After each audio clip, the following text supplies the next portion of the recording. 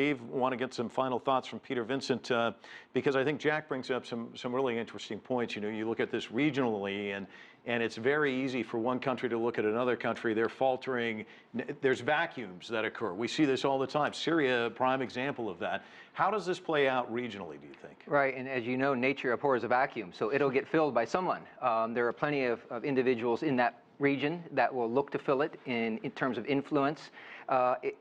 We shouldn't forget either that there are currently 2.7 million Syrian refugees currently in Turkey. And that has an impact not just for the region, but for greater Europe as well, where we have this mass migration crisis throughout, and some concerns about members of ISIL that may be infiltrating among these irregular migrants. So, you know, this story is only going to get more complicated and frankly more dangerous. Yeah, and it's been very complicated to begin with. You mentioned the issue of immigrants leaving, the deal that was worked out recently involving Turkey. We've seen it as a jihadi highway. There's so many different elements to Turkey, and this is the latest element, and it's been fascinating to watch.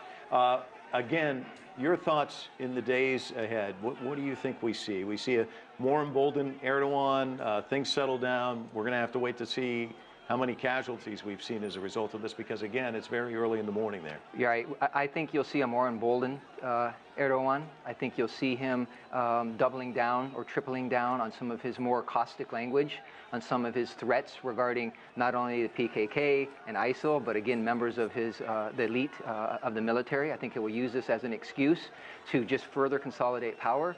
It's interesting as well that obviously Turkey is an incredibly important part of NATO, but it has been making an attempt to get into the European Union, essentially leveraging the refugee crisis to try to get some concessions from the greater European Union, which is, because of Brexit, now down one critical member.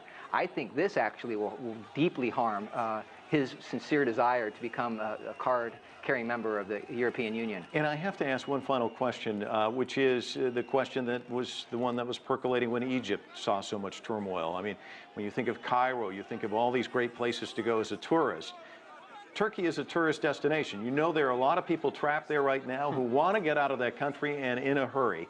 What does this do for their economy when it comes to tourism moving forward, do you think? Well, it's unfortunate. It is highly dependent on tourism, and it is, as you both know, an incredibly fascinating and rich country. Yeah. Absolutely amazing.